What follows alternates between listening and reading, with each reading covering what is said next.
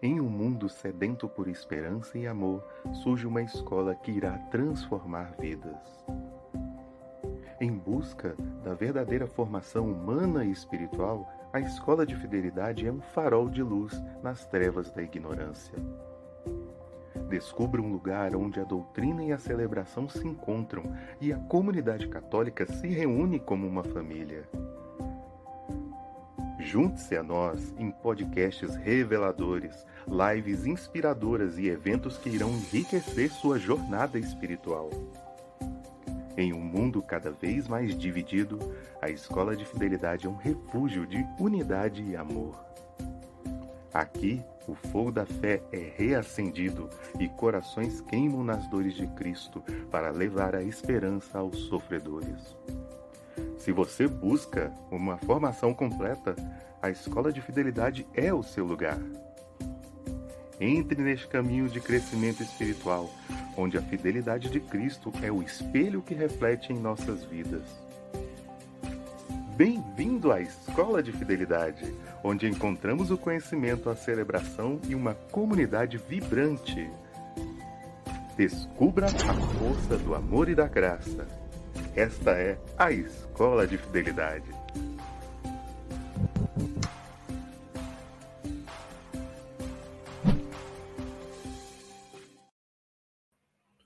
Alô vocês! Beleza, beleza? Boa noite a todos. Boa noite a todos que já estão aqui conosco. Padre Wesley, sua bênção. Espero que você esteja tendo aí uma ótima recuperação. Deus abençoe. Carolina, que está aqui conosco também. E é isso aí. Hoje estou aqui conduzindo o podcast para vocês. Gostaria daqui também de deixar, aproveitando, né, que já estamos entrando aqui ao vivo, deixar nosso agradecimento a todos vocês que participaram conosco aí da festa junina. Né, o nosso convidado estava lá também, participou com a gente, foi muito bom. Fica atento aí aos nossos próximos eventos, né? Ainda teremos muitas novidades aí até o decorrer do final desse ano. Queria também convidar vocês a estar junto com a gente. Interaja aí junto conosco aí nesse podcast, né? No nosso YouTube. Deixa aí a sua mensagem no chat para que a gente possa ir passando para o nosso convidado no decorrer do andamento desse podcast, beleza? Você já sabe, né? Nossas redes sociais, Instagram, Fidelidade.da-Cruz. No YouTube, você procura a gente por Fidelidade da Cruz. Temos também transmissões desse podcast nos nossos streams, né? Spotify, Deezer, entre tantos outros, né? E não deixe de seguir as nossas redes sociais e não deixe de participar. Vamos juntos, né? Sem mais delongas, quero aproveitar bastante o tempo, quero sugar o máximo que possível desse nosso convidado de hoje. E hoje o nosso tema é a disciplina cristã e a superação das tentações. É um tema muito rico e eu acho que a gente vai ter muita coisa para tratar aí. Então, queria chamar o Fernando para já estar junto com a gente, para a gente poder bater esse papo. Chega mais, Fernando.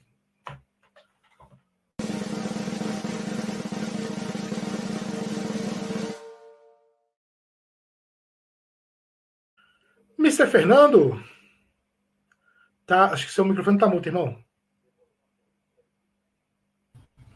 Agora foi. Agora vai. E aí, Vitão, como é que você tá, meu amigão? Eu tô bem, graças a Deus, meu irmão. E você, tudo certo?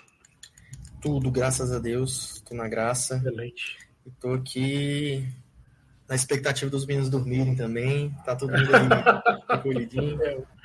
Os meus eu também já mandei, né? Não sei se foram ainda, mas é isso aí. O engraçado, né? Quando sai de férias, a rotina toda muda, né?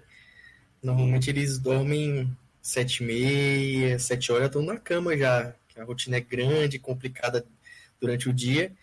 E aí entrou de férias, tá indo dormir. Hoje tá indo cedo por causa do podcast, né? Mas normalmente tá indo 9h30, 10 horas. Pois é, e geralmente, não sei como é que é aí na sua casa, mas aqui geralmente é 7h30, estourando 8 horas, já tá todo mundo dormindo. Exatamente, o negócio foi as férias que. Mas é uma coisa que eu acho com a minha esposa, né? A rotina dos filhos é a rotina dos pais. Exatamente. Isso é fato. A rotina dos filhos é a rotina dos pais. Pai que fala que não consegue colocar rotina nos filhos é porque ele não quer colocar rotina em si mesmo. Essa é a realidade. E aí, ó, já existe já uma pontinha aí para a gente já começar o nosso podcast já, falando sobre disciplina. Olha que maravilha. Ver Sim. como é que Deus providencia as coisas. Mas antes da gente começar a abordar propriamente o assunto, queria que você se apresentasse aí para o pessoal, para a galera que ainda não te conhece, para a posteridade ainda que vai ver esse podcast no futuro. Então, eu queria que você falasse um pouco mais sobre você, sobre seu campo de atuação, com que você trabalha, né? E para a gente poder começar aí a partir daí a desenvolver esse podcast. Bom, Vitão, uma saudação aí para você, para todo mundo da comunidade, Fidelidade da Cruz, pessoal da Escola de Fidelidade. Para mim é um prazer estar aqui. Já fiz parte da Fidelidade da Cruz, já estive aqui diante do podcast participando uma vez como participante e também já estive algumas vezes como apresentador. E para mim é uma alegria estar aqui novamente, por ter lembrado de mim e feito esse convite novamente. Eu sou o Fernando Moita, para quem não me conhece. Sou professor de infantil, de crianças, até o Fundamental 1. E atualmente também eu trabalho como terapeuta. E aí meu foco hoje principalmente é com jovens e adolescentes, porque eu trabalhei muito tempo com adolescentes, principalmente à frente de grupos na igreja, até dentro da Fidelidade também, trabalhei à frente aí do Jardim da Juventude, e também os professores, porque como eu estou inserido dentro desse campo dos professores, eu entendo o quão difícil é a realidade da saúde mental dos professores. Então, atento a essa realidade, eu estou buscando cada vez mais me aperfeiçoar para atender da melhor forma possível, porque são almas sedentas que muitas vezes não entendeu qual é o seu argumento vital. Ou às vezes entendeu o seu argumento vital, está trabalhando na profissão certa, só que ainda não consegue lidar, ou às vezes não tem maturidade o suficiente para lidar com os problemas e com os estigmas dessa profissão. Então, eu sigo nessas duas linhas, sou professor, pedagogo e terapeuta, com foco em professores, jovens e adolescentes. Excelente. E assim, eu queria aproveitar essa sua história, porque a exemplo do nosso fundador, né, do fundador do Tainan, ele atuava em um campo e à medida que ele foi seguindo a vida, ele entendeu que ele teria que atuar em outro campo, que foi mais ou menos o que aconteceu contigo, né? Você, se eu não me engano, acho que antes você era representante comercial, alguma coisa assim. Sim, eu trabalhava no comércio. E aí você despertou para essa vocação de pedagogo e com isso te trouxe também essa parte da terapia. Então eu queria entender como é que foi esse processo, né? E mais do que isso, como que a disciplina te ajudou a chegar onde você está e como que ela te ajuda a te manter onde você está caminhando e nos passos que você quer dar adiante. Beleza. São duas perguntas, eu vou tentar lembrar das duas. A primeira é como cheguei, né? Então, assim, quando eu tinha acabado de falar que essa questão do argumento vital, né? Quando a gente descobre aquele argumento. Vital vem daquela palavra de se não tem sentido ou não tem vida, né? Então, assim, nós que somos católicos, temos ciência que Jesus é a nossa causa vital. Sem ele, não há vida, não há salvação, não há nada. E o argumento vital que rege a nossa vida, ela vai dar sentido para tudo que a gente faz. Na falta desse argumento vital, a pessoa ela vive sem viver. Ou, às vezes, desenvolve algum transtorno mental. Então, assim, eu sempre estive bem claro o meu argumento vital, porém, eu não tinha consciência dele. Porque ter algo claro não quer dizer que você tenha consciência dele. São duas coisas que, às vezes, se chocam, mas são diferentes. Então, assim, eu sempre estive dentro da igreja, pregando, anunciando, querendo me doar, querendo fazer, e isso me dava uma realização, me dava uma satisfação. Só que eu estava me gastando profissionalmente em algo que meu argumento vital não existia ali. Poderia sim existir, lógico, porque acho que em qualquer lugar a gente pode atuar com aquilo que nos dá sentido à nossa vida. Então, só que lá a situação, muitas vezes, não era favorável, que nem quando era com o professor. Então, assim, eu olhando para a realidade da educação, falei, cara, eu vou fazer pedagogia. Vou fazer pedagogia porque eu quero atuar ali na... Eu encontrei a educação católica. Então, a educação católica, a gente acha que é a educação clássica, mas ela é muito mais elevada, né? A educação clássica não necessariamente é a católica. A educação católica foi aquela que formou o Ocidente, né? E aí, quando eu tive contato com a educação católica, eu falei, cara, eu vou fazer pedagogia e vou para cima. E eu encontrei ali a educação católica. O meu argumento vital já começou a ficar mais claro, já começou a ficar mais visível, mais perceptível, porque eu comecei a ter realização que, cara, esse é o caminho do sentido da minha vida. É poder estar ensinando, é poder estar educando, é poder ter contato com a juventude, com a adolescência. E aí, conversando também com o Tainan, conversando com outros colegas, eu percebi que a realização total do sentido da minha vida ia acontecer indo mais profundo no interior do ser humano, no interior humano. E aí eu fui partir para o campo da terapia. E dentro do campo da terapia, estudando, aí fiz a certificação do Ítalo Marcilli, o Tainan me indicou o brilhante Dr. Pacheco, e ele é sensacional.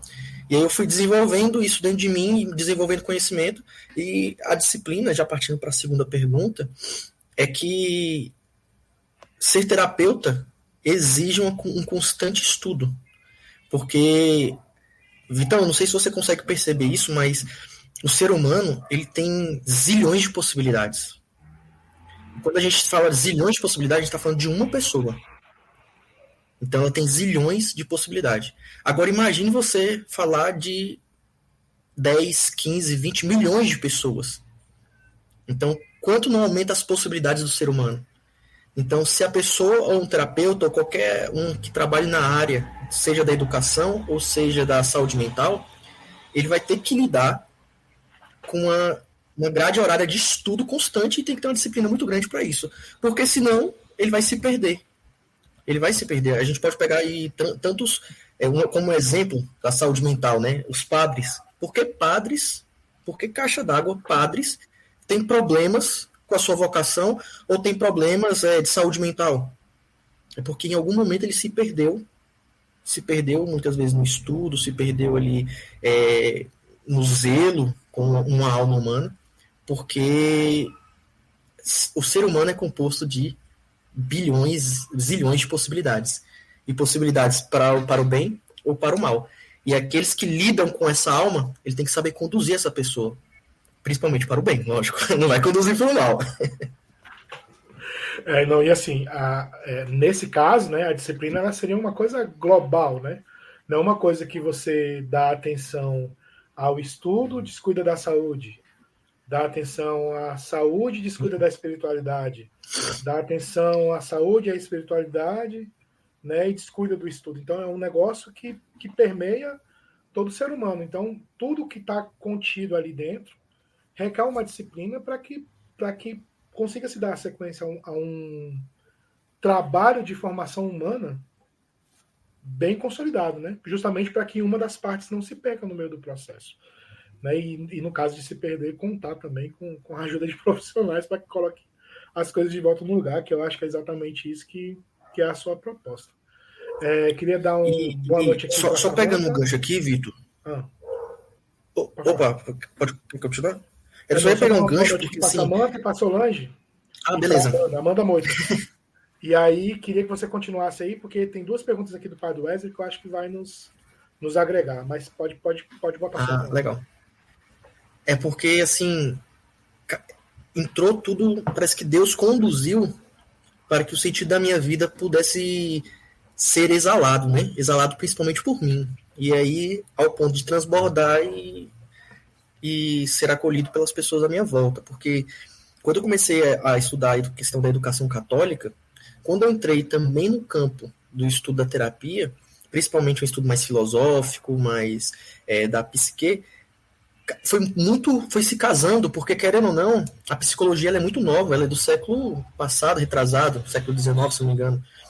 E Então, assim, os autores da educação que atuaram no campo da educação, principalmente a educação moderna, a maioria ali, daquele campo mais progressista, também fazem parte ali da formação da psicologia.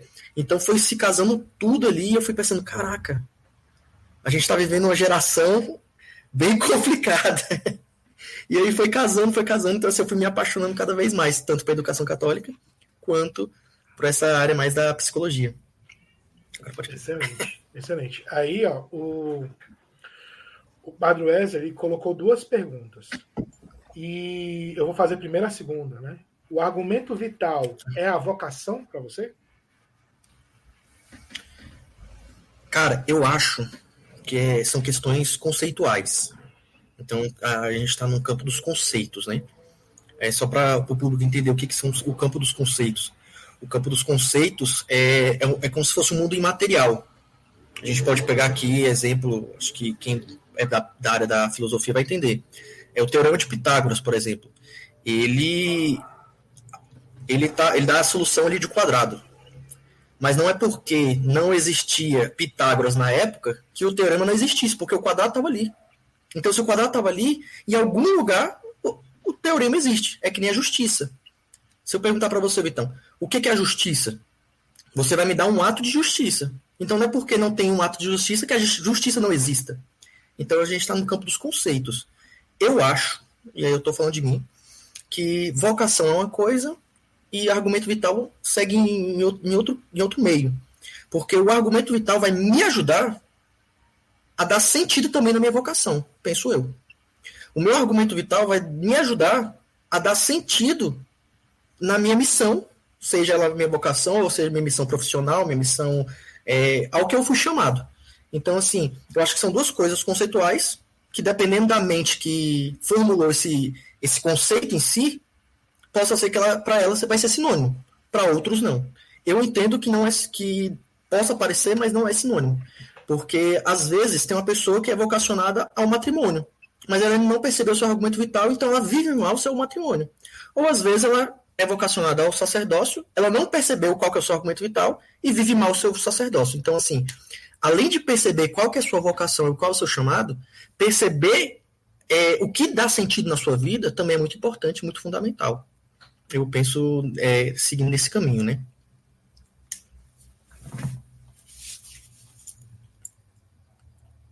Eita. Acho que o Vitão caiu. Perdão, irmão. É porque...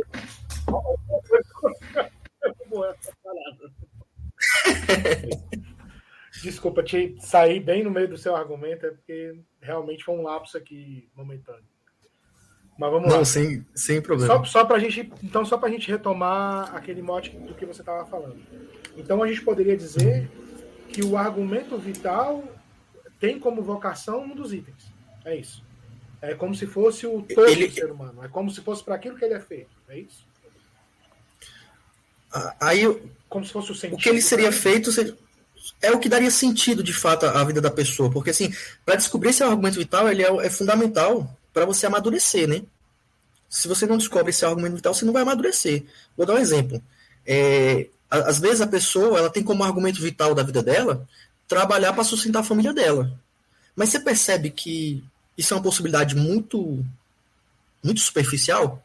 Muito pequeno. Será que não poderia moldar melhor esse argumento vital para que esse argumento vital possa realmente dar pleno sentido? Porque, vamos supor, se a família dela morresse, e aí? Ela também vai morrer porque o sentido da vida dela era trabalhar para sustentar a família? Você entende? Quando eu percebo meu argumento vital, eu posso transcender ele para atuar na minha vida como um todo. E não só pela metade. Não só pelas beiradas. Então, assim, aquele que vive, por exemplo, o seu argumento vital é baseado no prazer. Aquele que tem um argumento vital que é baseado no prazer, vou para uma festinha, vou para isso, vou para aquilo. Quando não tiver isso, acabou? Você conseguiu entender mais ou menos a questão daquilo que vai dar realmente sentido? É muito mais... Acho que vai dar para entender quando... Acho que vai dar para entender melhor, assim, eu falando assim, o que eu trouxe para mim como argumento vital, né? Possa ser que daqui a um tempo eu possa perceber mais profundidade nele. Mas hoje eu percebo como argumento vital é ser para os outros aquilo que Cristo é para mim. Então, eu percebi isso e isso mudou tudo na minha vida.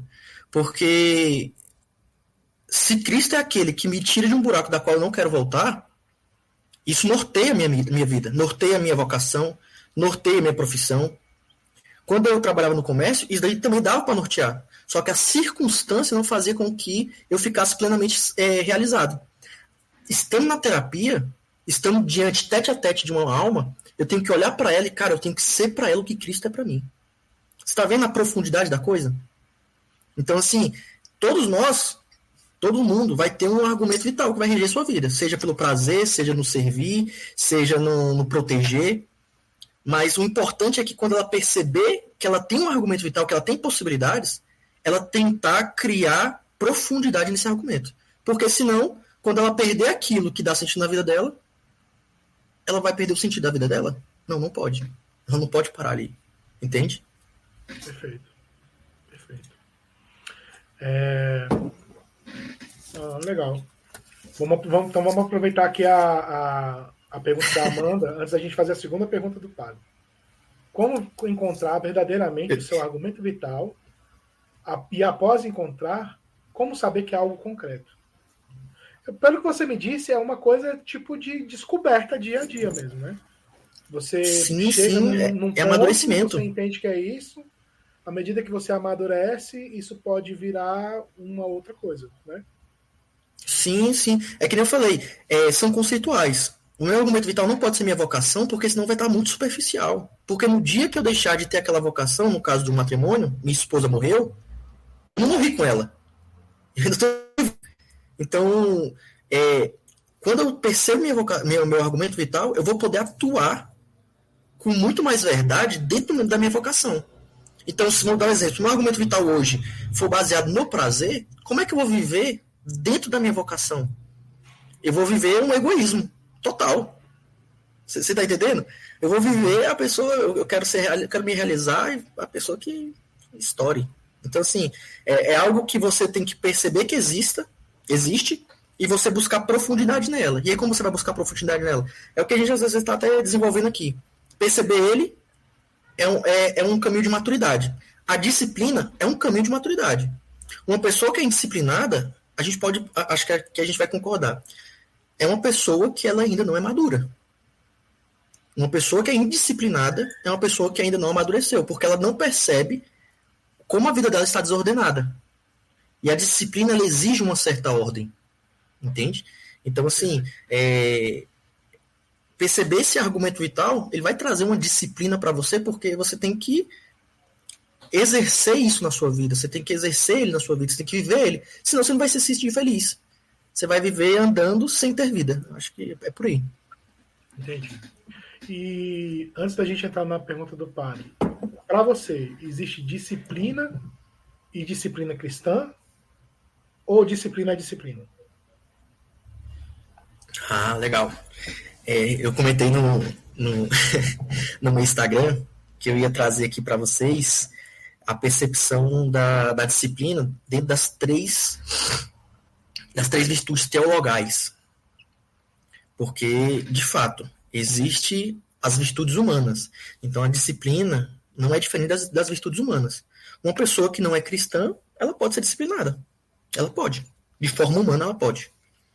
Mas uma pessoa que é católica, e eu acho legal no Padre François, se o Padre François algum dia vir essa live, Padre François, eu te amo. Eu te amo muito. O Padre François, ele falou um negócio que ele faz parte ali da galera da Opus Dei. Ele falou, como que os católicos não dominam o mundo?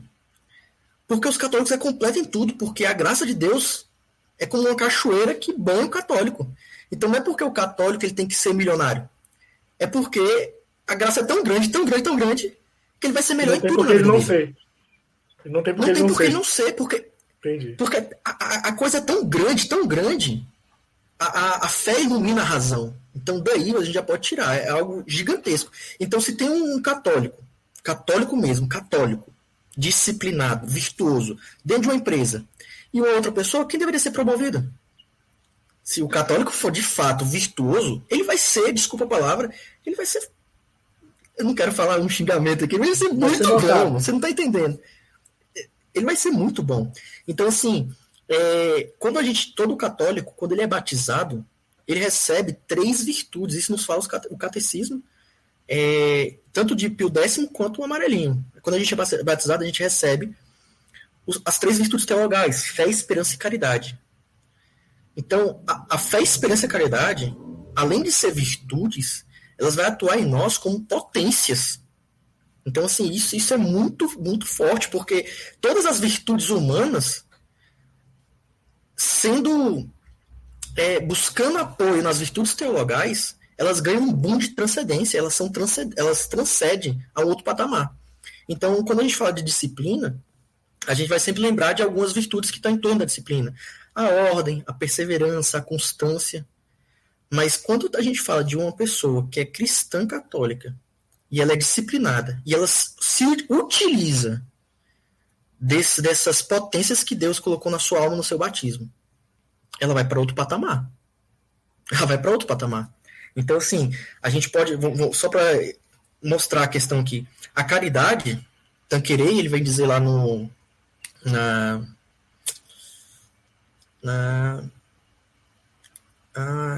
teologia mística e ascética, ele vem dizer que a caridade, ela tem a propriedade de aumentar os méritos de toda boa obra que a gente faz. Isso é um ponto. Aí a gente pega a fé. A fé, quando ela ilumina a nossa inteligência, porque a fé, experiência e caridade, ela vai atuar diretamente nas nossas faculdades da alma. A fé vai atuar na inteligência, a caridade vai atuar na vontade, e a esperança vai atuar na memória. Então, quando a gente pega a fé, ela iluminando a nossa inteligência, iluminando a nossa razão, a gente começa a perceber uma via moral naquilo que a gente faz. Então, ela já puxa ali a prudência do teu lado e a disciplina começa a acontecer, porque é prudente eu fazer isso, é prudente eu fazer aquilo, é prudente eu fazer aquilo outro. Então, assim, eu já não faço mais como alguém que está buscando uma disciplina qualquer. E aí, quando vem a esperança, que eu posso dizer que em cima da disciplina eu acho que é a maior virtude que vai atuar, porque para mim ser disciplinado eu tenho que ter um porquê. E esse porquê ele tem que ser muito forte. Porque senão eu não vou ser disciplinado. E para um cristão, esse porquê vai estar dentro da esperança. Que esperança é essa? A esperança de uma vida eterna. Mas abaixo essa é a grande esperança, né? A vida eterna é Cristo. Mas se a gente descer um pouquinho os degraus, a gente pode ter uma esperança de dias melhores. Se a gente descer um pouquinho mais o degrau, eu tenho esperança de que eu vou ser promovido.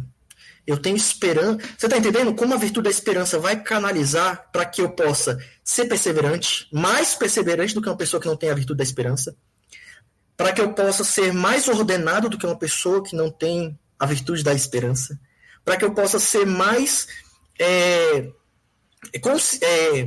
ter mais constância do que uma pessoa que não é cristã e foi batizada e recebeu essa virtude teologal. Então, quando a virtude teologal ela vai atuar em cima da disciplina, as coisas transcendem para outro patamar. Porque tem um porquê muito grande ali. Tem um porquê muito grande. Perfeito. Excelente. Bom, então, partindo desse mote, se temos disciplina e disciplina cristã, então também temos educação e educação cristã. Correto? Sim, com certeza. E aí, sim, partindo aí da pergunta do padre, o que é educação cristã católica para o mundo de hoje? No seguinte sentido, o braço de religiosidade, o braço de oração, de formação espiritual, é uma coisa que, como pais cristãos, a gente precisa dar para os nossos filhos, né? Sobretudo para que eles não caiam nas armadilhas que estão aí fora. E a gente sabe que o colégio pode ser um grande local para essas armadilhas, né?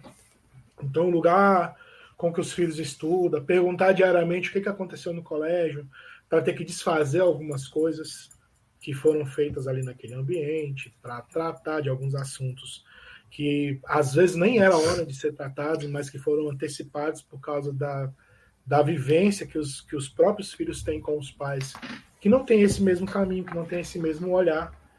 Então, assim, a educação cristã católica, ela educa para o mundo de hoje no seguinte sentido: prepara para a vida profissional e prepara e ajuda também no preparo da vida espiritual? Vou primeiro para a primeira pergunta. A educação ela foi mais ou menos assim: a educação cristã católica, ela é para o mundo de ela hoje. Atua no mundo, ela é para o mundo de hoje. Na verdade, ela é a salvação dos nossos tempos. Tanto é que tem um movimento acontecendo muito forte, muito grande no Brasil, pela graça de Deus, de surgindo escolas verdadeiramente católicas. Porque a gente tem várias escolas católicas, que eu não vou citar os nomes aqui, mas que a gente sabe que sucumbiu ao sistema. Sucumbiu ao sistema. Mas sabemos quem são. Então, dentro delas, estão ali impregnado toda ideologia. Só que aí, como eu trabalho numa escola católica, a preocupação de muitos pais é essa que você trouxe, que é essa questão de será que ela vai educar também para a vida profissional? Será que minha criança eu só vai ter catequese? Isso e aquilo? E, cara, o engraçado é que a gente lá reza mais do que estuda. Aí o pessoal fica assim, caraca, o pessoal vai sair de lá sem saber nada. Meu moleque, ele tem 5 anos, e eu acredito que é graça de Deus, lógico, mas também influência da educação católica. Ele tem 5 anos, ele já está lendo quase tudo. Ele tem 5 anos, ele já sabe rezar pelo menos umas 5 orações em latim, que eu não sei. Meu moleque, ele já tem decorado até o Salmo 4.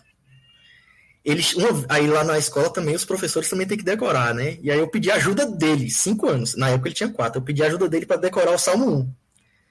O moleque é tão miserável, miserável não, maravilhoso. No meio dos amigos, ele chegou no meio dos amigos e soltou. Lá na escola o papai teve que recitar o Salmo 1, nem conseguiu, pediu minha ajuda e ainda não consegue. Aí eu falei, caraca, eu precisava me expor desse jeito, né? Então, assim, como a memória dele é tão boa, a fé ilumina a razão. A fé. E isso a gente nunca vai compreender porque a gente está muito impregnado com os tempos de hoje. Não, se não tiver internet, não vai. Não, se não tiver isso, não vai. Se não tiver um chat GPT, não dá para fazer um trabalho. Mas muito pelo contrário. Lá, eles mostram pra gente que quando a gente reza, a nossa inteligência, ela cria um boom. Ela desperta para as verdades. Vamos pegar um exemplo aqui de São Tomás de Aquino. Hoje, pelo menos na Fidelidade, tem uma bibliotecazinha lá razoável, que tem pelo menos uns 500 livros. Hoje, os maiores intelectuais desse tempo moderno devem ter uma biblioteca gigantesca. E eu te pergunto, eles são maiores que São Tomás de Aquino? Não são. São Tomás de Aquino, ele transcende a parada. São Tomás de Aquino, na biblioteca dele, se tivesse 30 livros, era muito. Porque não era tão simples ter um livro que nem é hoje. Não é tão simples naquela época. E eu te pergunto, como aquele cara sabia tanto... Pronto, vamos voltar mais atrás que São Tomás de Aquino. Vamos falar de Aristóteles. Vamos falar ali de Sócrates. Vamos falar de Platão. Aqueles caras até hoje são estudados aí nas universidades. O que eles tinham que hoje hoje a gente não tem? Eles tinham meditação, eles meditavam. Apesar de eles não serem autores cristãos, eles meditavam. Só que eles meditaram, eles buscavam tanta verdade, que Timeu, também um grego, ele chegou à seguinte conclusão. Ele, que tinha vários deuses, lá a Grécia adorava vários deuses, ele chegou à seguinte conclusão: existe um único Deus. E esse Deus é o criador de tudo. Como ele chegou a essa conclusão? Pela busca da verdade. Então, a busca pela verdade, quando você medita a coisa, você vai começar a ver o campo dos conceitos. Aquilo que eu estava falando no início, aquele mundo imaterial. A gente começa a ter acesso a ele. Então, assim, se a gente pegar Agostinho, São Tomás de Aquino, que são os exemplos aí de intelectuais na Igreja Católica, a gente vai ver que isso de fato é verdade. Eles acessaram de tal forma o conhecimento, que foi tudo através das Sagradas Escrituras, de poucos livros que tinham. da meditação. É a oração e a meditação ajudando na manutenção da disciplina e da espiritualidade, da intelectualidade como um todo. Então, é isso. Sim, sim. É que eu falei, a fé, ela vai iluminar a razão, porque hoje, para vocês terem ideia, o quão raso é o debate universitário, é que fé versus razão. Quem no ensino médio já não fez um trabalho? Fé versus razão. Criação versus evolucionismo. Quem nunca fez esse trabalho? Olha como é tão raso. A teoria do evolucionismo foi criada por um padre. Então, assim, só para a gente ter uma noção da parada acontecendo. A fé, ela não é inimiga da razão, mas ela potencializa a razão. E aí, quando a gente traz para o campo para o céu, né? Agostinho, né? Exatamente, 2 asas que nos levam para o céu. Então, assim, quando a gente traz para o campo da disciplina, a gente percebe muito isso. O que hoje a educação secular quer fazer com os nossos filhos? O construtivismo, seja ali outras linhas, o que eles querem fazer com nossos filhos? Arrancar toda e qualquer disciplina. Quer arrancar toda e qualquer familiaridade com a sua família. Toda e qualquer familiaridade com a virtude. Hoje você não pode colocar uma criança de castigo porque ou os pais ou o sistema vai vir em cima de você. Mas o que o castigo faz? Disciplina. Ela vai dar uma disciplina, porque é esse jogo. O jogo é esse. Uma atitude ruim vai gerar uma consequência ruim. Quando a criança faz uma atitude ruim, ela precisa perceber essa consequência ruim. Como é que ela vai perceber? Através do castigo. Mas hoje você não pode castigar. Hoje você não pode castigar mais. Então, como é que você vai fazer essa criança perceber a disciplina? Como é que vai ensinar essa criança a crescer um cidadão de bem? Hoje o que a gente vê nas escolas seculares é aluno querendo bater em professor. Na educação católica, professor entrou, aluno silêncio. Entrou na capela, você precisa ver, eu não posso expor os nomes, né? Mas na nossa escola tem um aluno autista. Quem vê ela a primeira vez na capela não diz que ela é autista. E ela é daquelas autistas, sim. Severos, né? Tenso. Severo. Mas ela na capela, ela usa até véu. Eu fico assim, como? Tem um fato que eu achei interessante, só para vocês verem o quão a fé, o quanto a religião ela age também para moldar, para mover a nossa alma para Deus e para as coisas elevadas. Teve uma vez que ela estava tendo missa lá na escola, e aí ela estava muito inquieta, muito agitada na capela. E aí a diretora, vendo aquilo, pegou na mão dela, a monitora saiu, a diretora ficou com ela. A diretora ficou do lado dela do ato penitencial até a comunhão de joelhos. Essa menina ficou sentada do ato penitencial até a comunhão, tranquila. Como explicar isso? A menina entrou na capela agitadona, gritando, dando aquela coisa, porque é do autista. Se ele não tá gostando do negócio, ele vai extravasar aquilo. Foi a diretora ajoelhar, ela começou a abaixar um pouquinho aquele... Como ela estava inquieta, né? Começou a ficar mais calma. Quando acabou o ato penitencial, como era na semana, não tinha glória, foi para a oração do dia, a criança, a humilha inteira. Como explicar isso? Uma pessoa que veio de fora que não tem a fé, vai dizer que foi coincidência. Mas para aqueles que têm um olhar mais da fé, vai falar, não, isso daí foi a graça atuando. É a graça atuando. Perfeito. Tá. Então, vamos entender nesse parâmetro. A fé ela vai iluminar a educação de uma maneira que você também tenha Deus ali naquele ambiente, viva Deus ali dentro daquele ambiente. Dentro da parte de escolarização, você que vive o dia a dia de uma escola cristã, como que você vê a aplicação da escolarização, de fato, de matérias como português, matemática, que preparam também para o mercado de trabalho? É uma coisa latente também, tanto quanto um braço é maior do que o outro, ou são braços simultâneos que trabalham em paridade para poder levar a criança não só a ser um cristão, mas também uma pessoa que produz, alguém que produz de fato para a sociedade. Vitor, desculpa. Desculpa mesmo, assim, não vai ser algo assim arrogante, né? Mas a gente está tão acostumado a ver de baixo para cima que quando a visão vem de cima para baixo a gente estranha. Então, mas assim, é exatamente essa a proposta, porque a gente quer ter esse olhar. Porque como a gente não está vivendo o dia a dia, esse dia a dia que você vive, é importante também para as pessoas terem clareza de como funciona o dia a dia do colégio. Assim. A escola secular, ela quer preparar bons cidadãos. Isso é o máximo que ela pode oferecer, bons cidadãos. E o que ela pode oferecer de mínimo? Um delinquente. A educação católica, o máximo que ela quer dar são santos. Qual que é o mínimo ela pode dar? Bons cidadãos. Entende? Perfeito. Então, se a gente olhar para o máximo, cara, ela vai oferecer para a sociedade santos que vão moldar a sociedade. Qual que é o mínimo que ela pode dar? Bons cristãos.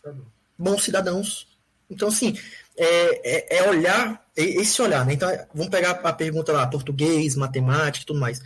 Quando a gente coloca ali, às vezes é um baque ali para os pais ou para quem está conhecendo, quando a gente fala assim, a gente reza bastante, mais do que a questão do estudo. É porque não é que a gente deixa de lado, não é isso. Mas porque parece que quando o professor vai, dar uma aula... eu acho excelente. Alguém da idade do Martim, da idade do seu filho. Perfeito. O questionamento também chega. Eu não sei como é que funcionam, até que séries que vão, né? Porque, por exemplo, a idade da minha filha mais velha está no 4º ano. Então, para ela, a parte de escolarização é um ponto importante na curva de aprendizado, né? A questão que fica é porque, vamos supor, qual é a dificuldade do professor no ensino secular de dar aula? As crianças tudo muito agitadas, tudo muito inquietas, tudo muito barulhento internamente. Então, quando ele vai explicar uma matéria, ele não consegue. Ele tem que explicar a mesma matéria 1, 2, 3, 4, 5, 6. E aquela criança, que às vezes é mais contemplativa, mais estudiosa, ela acaba sendo prejudicada pelos aqueles que não estão acompanhando, por várias desordens na vida dela ou da familiar. No ensino católico, por trazer essa questão da oração, a criança ela vai chegar na sala de aula muito mais quieta, muito mais paciente, muito mais virtuosa, porque a gente trabalha com alguns tipos de virtude, muito mais disciplinada. Então ela vai saber se sentar numa cadeira.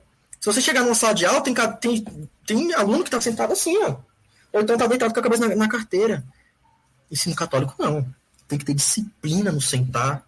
Disciplina. A gente tem muitos livros para falar sobre a disciplina. Tem um de Hugo de São Vito, que eu não vou lembrar aqui o nome. Não sei se está por aqui. Está por aqui na minha bibliotecazinha aqui.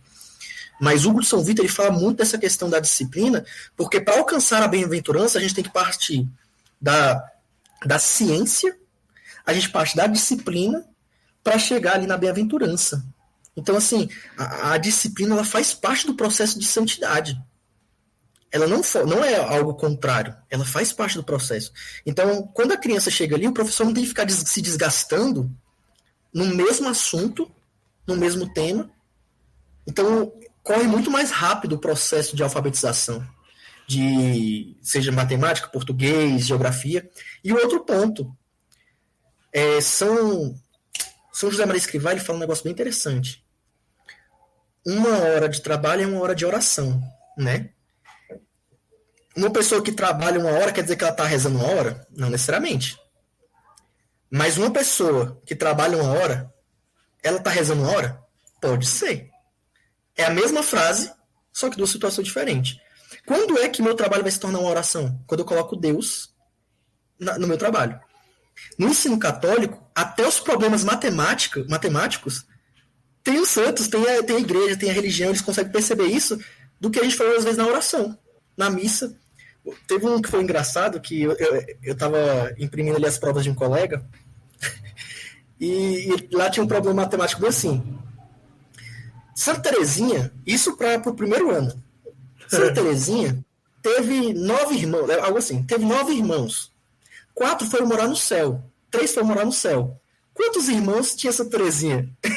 Então, assim, olha que problema matemático que a gente nunca vai ver em outra escola. Olha que bonito. Então, assim, tem como a gente colocar, porque a teologia, as pessoas acham que teologia é uma matéria à parte, mas a teologia dentro da filosofia ali, todas as áreas ao redor, elas estão ali em órbita da teologia, em órbita da filosofia. Então, se a gente pegar geografia, se a gente pegar história, elas todas vão culminar ali dentro da teologia, principalmente a teologia cristã. Porque se a gente pegar os maiores intelectuais que a gente tem, são os cristãos católicos, né? Eles formaram o Ocidente. Então, assim, vai ter uma órbita muito grande de todas as outras matérias dentro da teologia. A gente que muitas vezes não tem uma disciplina no estudo, que a gente não consegue achar esse ponto de encontro. Dentro da geografia tem, dentro da história tem, dentro da química. Pô, química, o maior milagre de Jesus, a gente pode dizer que foi o do transformar água em vinho. Porque a água e vinho, se a gente pegar na química, a loucura que é pra gente pegar um átomo, de água e transformar num átomo de vinho. Cara, precisa de uma fusão nuclear. E para transformar aquelas 6 talhas, quanto de energia não ia precisar? Só um Deus poderia fazer. Então você entende que tudo dá para chegar dentro da teologia, só que aí no mundo secular eles querem separar isso. Porque eles sabem, porque tem uma agenda bem clara, e a única forma dessa agenda ir para frente é a gente destruir a igreja. É isso. Destruir as famílias, a igreja e por aí vai. Perfeito. Bom, eu não quero entrar na discussão política aqui. Não, tranquilo. O nosso tema também aborda a disciplina cristã como superação das tentações. E você que convive com o jovem, aconselha jovem, tanto na realidade de consultório quanto na realidade religiosa, você deve presenciar os mais diversos dramas e necessidades, né, a partir disso daí. E é muito claro que a disciplina ajuda a vencer as tentações, né? Como que é essa realidade para você em relação ao aconselhamento desses jovens? Como que você tem visto essa loucura que está aí fora, né? Dos caras às vezes não têm interesse em fazer nada, nem em trabalhar, nem em estudar, nem em dar sequência na vida, que qualquer mínima frustração já é um caso de total desestabilização emocional. E como que você aconselharia um jovem dentro do foco da disciplina a vencer suas tentações e seus desafios diários? A pergunta é boa. A pergunta é boa porque se a gente vai lidar com qualquer vício, seja espiritual ou seja uma realidade de algum transtorno, eu acho que a gente não vai falar para a pessoa, você tem que ter disciplina. Mas quando ela passa a levar a sério qualquer exercício, seja um exercício terapêutico ou seja um exercício espiritual, ela já vai estar aplicando na vida dela uma disciplina. E a disciplina, ela vai levar qualquer uma à virtude. Porque o que é a virtude? É um hábito bom. É um hábito bom. Sem disciplina, nenhum hábito bom vai acontecer de forma infusa. Vai acontecer de forma esporádica. Então, assim, vou colocar a virtude aqui da ordem de forma mais superficial possível. Organizar o guarda-roupa, por exemplo. A pessoa pode organizar o guarda-roupa hoje e nunca mais organizar. Então, posso dizer que essa pessoa tem a virtude da ordem? Não. Ela praticou a virtude da ordem, mas ela não tem a virtude da ordem infusa. Então, assim, segue nesse caminho. Se eu vou ajudar um jovem, seja com qualquer exercício, ou seja um professor, a amadurecer, vai exigir dele uma disciplina. Vai exigir dele um desconforto. E a gente pode colocar que a disciplina ela vai exigir de qualquer pessoa um desconforto. Tremendo, tremendo. Então, assim, às vezes, a disciplina, eu vou trazer um tema um pouco polêmico, né? A questão do ócio. a disciplina, ela vai atuar ali para acabar com o ócio. Isso aqui a gente concorda. Mas nos tempos de hoje, o ócio ele está deixando de ser uma doença espiritual e começando a se tornar algo necessário. Porque o nível de dopamina que está na cabeça desses jovens é gigantesco. Então, fazer alguém ter disciplina com o nível de dopamina que tem na cabeça é algo muito difícil. Muito difícil. Então, às vezes, levar esse jovem primeiro para um processo de ócio, que, no caso, esse ócio não quer dizer que ela vai dar a brecha para o pecado, porque o ócio ele dá brecha para o pecado. Mas de forma moderada, para que ela possa tirar um pouquinho dessa dopamina, diminuir os níveis de dopamina no cérebro, para então ela começar a ter uma vida disciplinada. Então, às vezes, é desacelerar. É desacelerar. Porque as pessoas estão tão aceleradas, que começar qualquer tipo de disciplina, ela vai começar uma empolgação. Mas essa disciplina não vai ter força. Ela não vai ter potência, ela não vai ter ato. Infelizmente. Então, assim, se a gente pegar, por exemplo, não sei se eu posso falar essa palavra aqui, né, mas um jovem viciado em masturbação. Um jovem viciado em masturbação. O nível de dopamina dele está tão grande, que quantas e quantas vezes eu já tentei aconselhar o mesmo jovem a ter uma disciplina, academia, ter uma disciplina, começar a estudar, ler livros, isso, aquilo. Nenhuma dessas disciplinas elas vai ter efeito se o nível de dopamina na cabeça dele não diminuir. Aí começa um outro processo. Como é que fazer o ócio não se tornar porta para a entrada do pecado? E aí entra o processo de meditação, entra um processo de retiro espiritual, ou, se a pessoa não for católica, retiro intelectual, ou um retiro afetivo, mas um retiro que ela vai se desligar, e ali já entra uma certa disciplina, lógico, porque sem disciplina ele não vai conseguir se retirar. E aí vai ter leituras direcionadas, vai ter meditações direcionadas. Às vezes esse retiro vai precisar de ter uma casa de retiro para isso, porque às vezes sozinha ela não vai conseguir. Níveis de dopamina diminuído, aí a gente pode começar algum processo disciplinar para ela fugir de algum vício ou de algum transtorno. Então, assim, o ócio, que nem eu falei, o ócio vai ser algo mais polêmico, porque no meio espiritual, o ócio é a porta de entrada para o pecado. Mas hoje ele se faz necessário. Infelizmente, ele se faz necessário.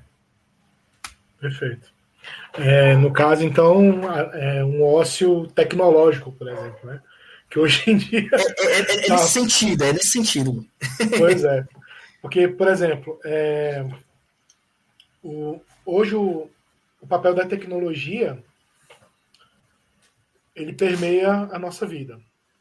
Hoje, por exemplo, estamos conversando graças à tecnologia, né? Então, sim, assim, ele é um meio, e como todo meio, você pode utilizar para o mal ou para o bem, né? Você pode canalizar para coisas boas ou coisas ruins. No YouTube tem dezenas de milhares de pessoas que estão aí pregando o evangelho, espalhando a palavra, praticando o bem, colocando a sua vida em prol do evangelho, evangelizando online, da mesma maneira como se as outras pessoas atuantes do outro lado fazendo exatamente o contrário, né? E na sua visão,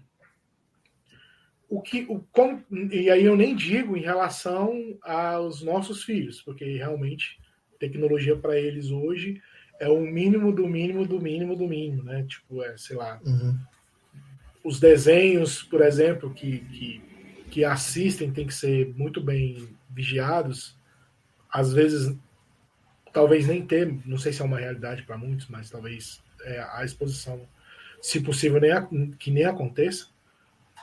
Mas, nesse caso, como que você vê a tecnologia, né, nesse âmbito, principalmente para a parte de adolescentes, e por que não dizer na parte de adultos? As redes sociais, YouTube, streamings, enfim, que podem também ser utilizados para o bem e para o mal. Me passa uma visão sua a respeito do uso das tecnologias e o que você pensa a respeito delas. Vou trazer até o tema, né? A questão da disciplina. A tecnologia que você falou é muito boa. Os meus filhos, eu não tenho como negar isso, porque eles vão ter contato, porque o mundo está acontecendo e só tende a piorar ou melhorar, no caso, né? Por conta que a gente está chegando na geração aí das inteligências artificiais. Então, os empregos futuramente, quem for trabalhar vai ter que dominar pelo menos o mínimo ali. Porque senão, e aí? Então, assim, a base educativa dos meus filhos, eles tá partindo exatamente do tema de hoje, da disciplina. Uma disciplina hierárquica, uma disciplina afetiva, uma disciplina espiritual. Quando falo de uma disciplina hierárquica, exatamente para isso. Porque se ela percebe no pouco, ela vai perceber também no muito. Vou dar um exemplo. O Estevão, que eu falei, ele é o prodígio da oração aqui. Então, se der brecha, eu comecei a contemplar os mistérios do texto decorado, rezando as bolinhas, quando eu já tinha meus 16, 17 anos. 14 eu rezava ali, porque todo mundo rezava, mas sozinho, meus 16, 17 anos. Hoje, com 5 anos, aqui, às vezes, ele conduz o texto. Eu não estou falando isso para me engrandecer, é para falar como a fé age nele por conta de uma educação, de uma busca da disciplina cristã. Às vezes, ele quer tomar a frente da minha esposa na oração. Quando a gente vai almoçar, por exemplo, hoje aconteceu isso, por exemplo. Eu estava aqui resolvendo as coisas, não podia almoçar com eles, então quando eu não estou, quem tem que puxar a oração hierarquicamente é a mulher, minha esposa. E ele puxou a frente, e ele falou, não, aí ela foi rezar, ele, não, quem vai rezar sou eu. Aí, opa, da onde eu estava sentado aqui? Opa, você é o filho mais velho, mas quando eu não estou, é sua mãe. Se a sua mãe não estiver, aí é você. Se você não estiver, aí é o Tomás. Tem que entender a hierarquia das coisas. Isso é muito pouco. É pouco. Às vezes a pessoa vai olhar assim, nada a ver, deixa a criança.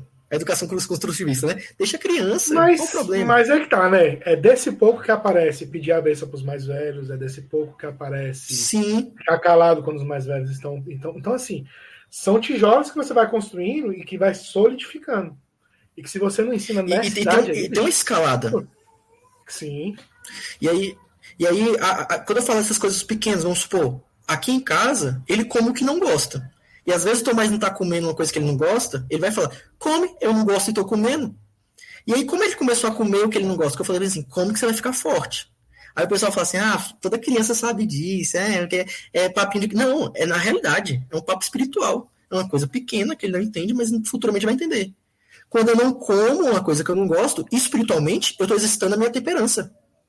Tá vendo como a disciplina cristã ela tem capacidade de transcender inconscientemente o intelecto humano? Então, quando eu trago as realidades espirituais para dentro espiritualmente falando. Sim. Então, quando eu falo que ele vai ficar forte, às vezes ele pensa que vai virar o Hulk. Na mente dele, pequena. Mas futuramente ele vai entender, rapaz, não é que eu fiquei mais forte mesmo?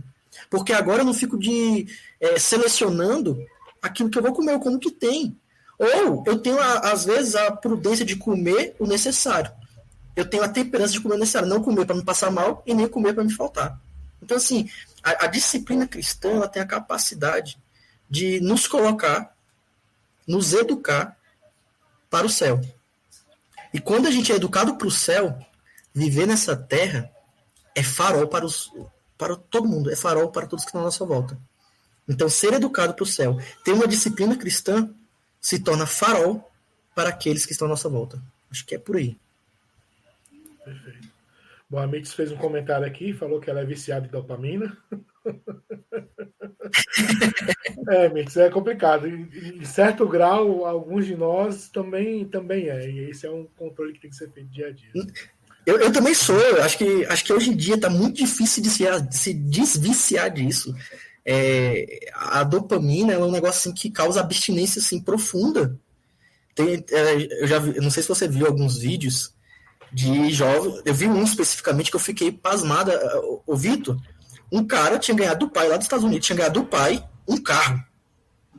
E ele começou a dar chilique porque o pai não deu de presente de aniversário para ele um jogo que ele queria e deu um carro. E ele começou a dar chilique. O pai tão revoltado com aquilo, pegou e quebrou o videogame do moleque, o moleque quis morrer. Você tá vendo o argumento vital do moleque? O argumento vital dele se resume a um videogame. Você tá vendo a parada? Então a gente pode até dizer aqui que uma disciplina cristã faz com que a gente desenvolva melhor o nosso argumento vital, dá sentido a essa vida passageira, porque ela tá mirando a uma vida futura, a uma vida eterna, a uma vida onde a gente vai ter, de fato, como diz lá no Apocalipse, não vai ter mais choro nem ranger de dente, não vai ter mais sofrimento, não vai ter mais tristeza. Porque lá a plenitude da vida está acontecendo. Mas primeiro eu tive que viver isso aqui. Esse vale de lágrimas. Perfeito. E o Carlos colocou assim: tentar participar da missa todos os dias é uma disciplina? Você poderia citar algumas disciplinas para salvar a alma? Ah, legal. Participar da missa, meu amigo, tem uma coisa que é o seguinte, né? Porque participar da missa diária, a pessoa tem que ter uma disposição surreal. Porque não é só disposição para estar lá, é uma disposição para participar. E, infelizmente, tem muitas pessoas que participam da missa todos os dias, e o Padre Paulo Ricardo estava falando isso em uma das homilias dele, que participa todos os dias, mas os efeitos da graça sacramental não penetra na pessoa porque ela não estava ali de fato. Então, assim, tem muitas pessoas que elas... Não sei se você já viu, pessoas que são de missa diária, mas com os outros são arrogantes, são isso, são aquilo. Então, assim, o sacramento, ele vai atuar em nós. Ele tem a graça santificante. Quando eu comungo, a graça santificante vai atuar na nossa vida. Mas é preciso que eu dê abertura para que essa graça santificante aconteça, né? Então, assim, a missa diária, a gente pode dizer que é o pontapé ali da santificação, primeiro, porque a gente está falando do próprio Cristo. São João Paulo II fala que a missa é o céu aqui na terra, um pedaço do céu aqui na terra. Então, assim, é uma disciplina perfeita, maravilhosa, mas a disposição que eu vou para a missa também conta. Então, se eu não estou com uma boa disposição na celebração, você está fazendo ali a sua disciplina, vai ganhar um certo tipo de graça. Vamos voltar aqui a falar das virtudes teologais? A caridade, eu falei no início do podcast, ela vai dar mais méritos aos atos. Então, se a minha disciplina, seja ela cristã ou não, seja ir para a missa ou qualquer outra disciplina cristã, se eu não estiver fazendo com a virtude teologal da caridade, ela vai perdendo força. A caridade atua na vontade. A força, ela age direto na vontade. Então, olha como uma coisa vai ligando com a outra. Se a minha disciplina cristã, ela não tem ali a potência da caridade, o ato em si, ele vai ter muito menos efeito do que ele poderia ter. Então, assim, pediu para falar algumas disciplinas cristãs. Santa Missa diária, legal. Eu não consigo ir diariamente. Pô, vamos sair do campo do domingo. Domingo sem missa é semana sem graça. Vamos sair disso daqui e começar mais vezes na semana. Porque se eu vou mais vezes na semana, o domingo se torna algo vital. Como a gente estava falando de argumento vital, se torna algo vital. Então, cara, uma disciplina cristã, descendo um pouquinho da missa diária, uma missa pelo menos umas 3 vezes na semana, 4 vezes, já é algo. O rosário, eu não vou colocar o rosário, vamos colocar um terço. Nossa Senhora, ela é brilhante nas suas aparições, brilhante. Ela aparece nos lugares e ela manda exercícios espirituais para aquele povo, para aquele contexto que aquele povo consegue fazer. Então, olha que curioso, em Portugal era um pessoal mais espirituoso, com a espiritualidade mais forte. Então, o que ela falou para o povo de Portugal? Rezai o terço todos os dias. Já em Lourdes, o francês lá, já em Lourdes, a parada era mais difícil espiritualmente. O que ela falou para eles? Rezai um Pai Nosso e uma Ave Maria ao acordar e ao dormir. Olha a disciplina que a nossa mãe nos deu. Então, se para você é penoso rezar o texto todos os dias, vamos baixar um pouquinho o nível. Um Pai Nosso, Ave Maria, quando acordar, um Pai Nosso, Ave Maria, ao se deitar. Quando eu ver que essa disciplina, quando eu ver que eu já tô, ela conseguiu, com a ajuda da fé, iluminar minha razão, bora aumentar? Bora transcender? Beleza, sair de um Pai Nosso, Ave Maria, vamos passar para um terço. Eu não sei se eu tô com tempo, mas só para vocês entenderem também a questão da disciplina, também uma prática, isso daqui, ó. A consagração a Nossa Senhora pelos médicos São Luís e Maria Grimond de Montfort. Só se consagra a Nossa Senhora fazendo os exercícios espirituais por 30 dias e algumas pessoas fazem com 33 dias. Então por que para mim consagrar eu preciso ter uma disciplina de oração? Porque senão essa consagração não tem validade nenhuma. É uma cadeia na mão. Ela nos exige uma disciplina cristã, nos exige uma disciplina de oração. E aí tem as orações que eu tenho que fazer. Que aí quando eu utilizo-me da virtude teologal da caridade, eu posso fazer essas orações que ele indica transcender. Passar por uma meditação. Aí a gente entra nos graus de orações, né? Que aí os graus de oração, acho que é outro assunto aqui também, que ia dar pano para um aqui. Vamos voltar. Teremos outras oportunidades, meu amigo. Pode ficar tranquilo. Vamos conversar mais. Mas os graus de oração, eu queria que o Tainan falasse. Ele fala melhor que eu. Mas eu não posso discordar de você, viu? Realmente é brilhante. Pois é, então é basicamente isso, né? São Paulo, né? Não importa o grau que nós chegamos, o importante é prosseguir decididamente. Decididamente. Decididamente. E é isso que é o bacana, né? É a gente ter um alvo. A virtude da esperança, ela vai nos dar esse alvo. E quando eu tenho um alvo, a disciplina ela começa a ficar mais acessível. Que nem vou dar um exemplo. O que faz uma pessoa acordar 3h30 da manhã e chegar às 11 horas da noite trabalhando incessantemente? Se ela não tiver um alvo muito convincente, ela não vai fazer isso. Às vezes não é ali a transcendência da vida eterna. Mas às vezes é um filho pequeno. Que ele não tem ali o que comer e se eu não... Você tá entendendo? Que quando envolve o servir o outro, ou servir a família de alguma forma, a pessoa, ela se obriga. Ela se obriga.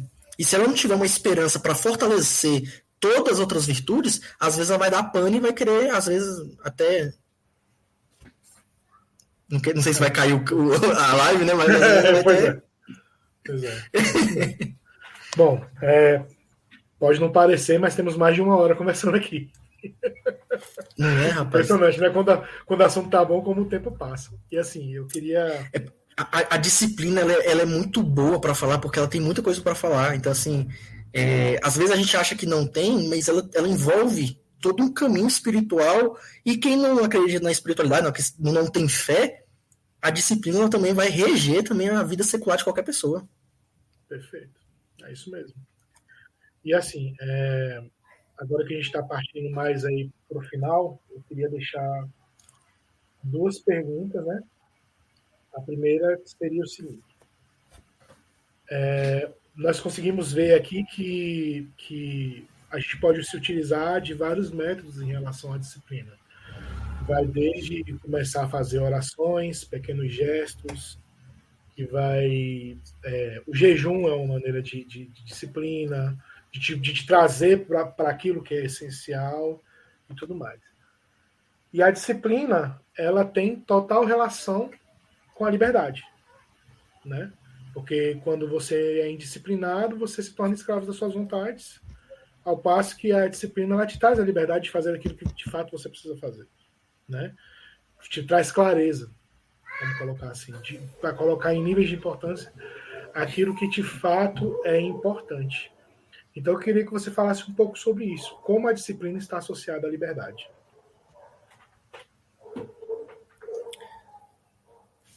Eu acho que eu respondi ela de forma inconsciente nesse podcast. Porque quando a gente fala uma pessoa indisciplinada, ela vai ser uma pessoa viciosa. Uma pessoa indisciplinada vai ser uma pessoa desordenada. Uma pessoa indisciplinada, ela vai ser uma pessoa imoral. Acho que esse é o ponto.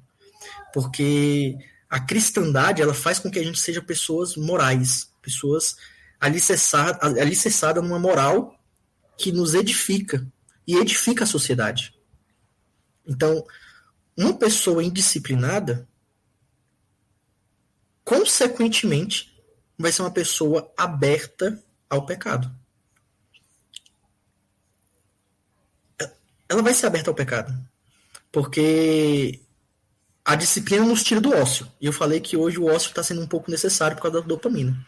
A disciplina vai nos tirar desse ócio. E se o ócio ele abre a porta para o pecado, então ser uma pessoa disciplinada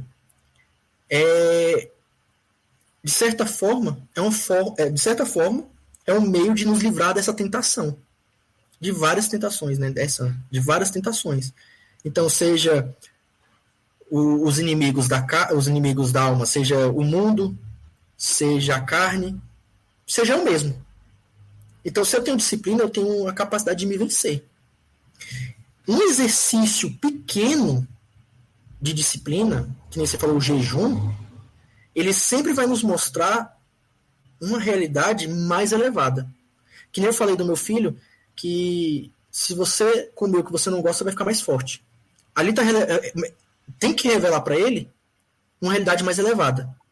Então, a disciplina ela vai ter essa capacidade, se ela for, lógico, potencializada pela fé, esperança e caridade, ela vai ter essa capacidade de elevar o ser humano, elevar as suas potências, elevar ao nível de transcendência que a vida dele vai seguir melhor. Vai seguir caminhando para o céu, caminhando ordenadamente. Ainda que a pessoa não tenha fé, ainda que a pessoa não viva a fé cristã, a gente consegue perceber uma vida ordenada nessa pessoa quando ela é disciplinada.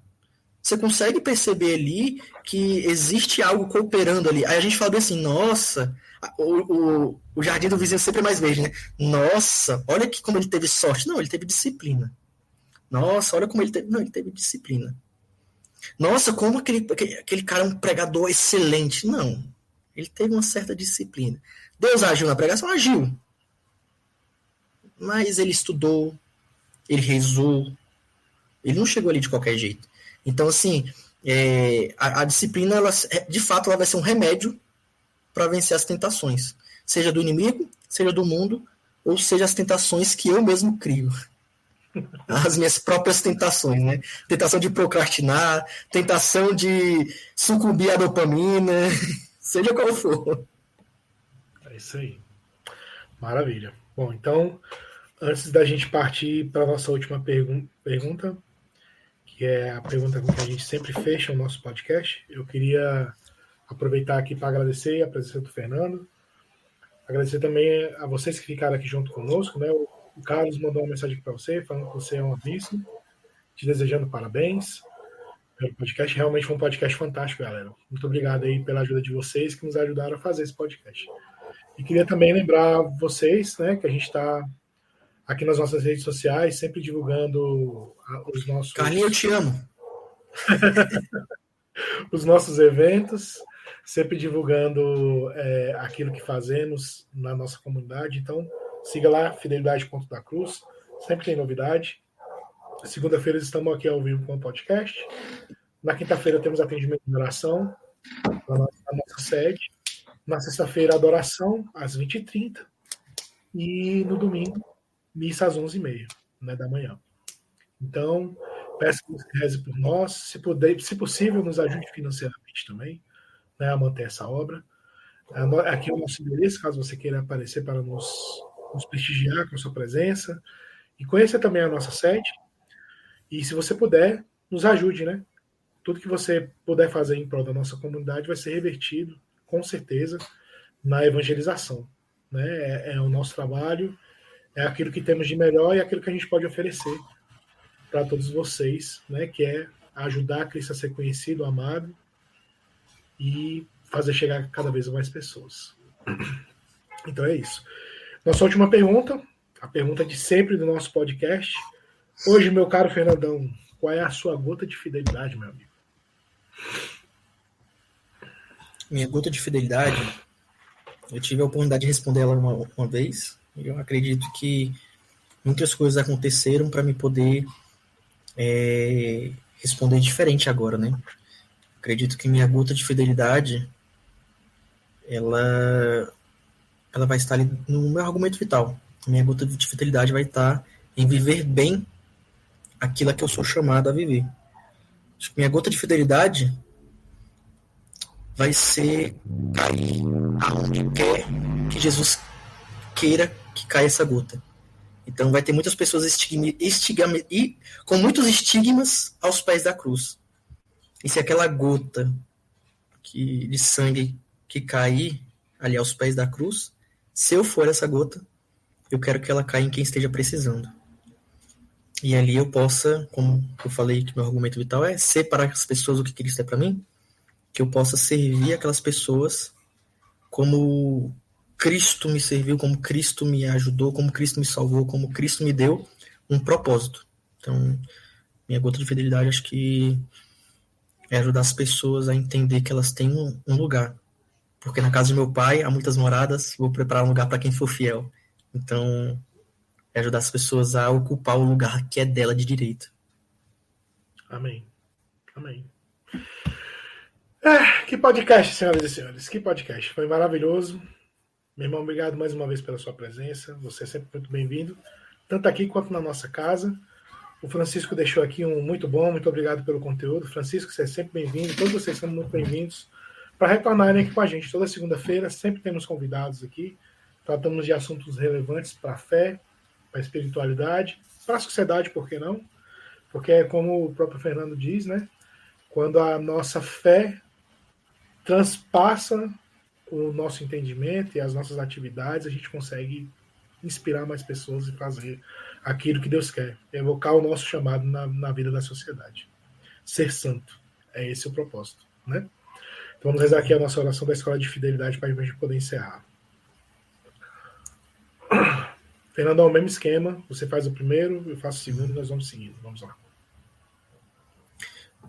Pai misericordioso, Deus Todo-Poderoso, Tu que és fonte da luz e da sabedoria, concede-me um coração ardente, fiel e sedento da Tua vontade, para compreender as Tuas obras e responder ao Teu chamado à perfeição.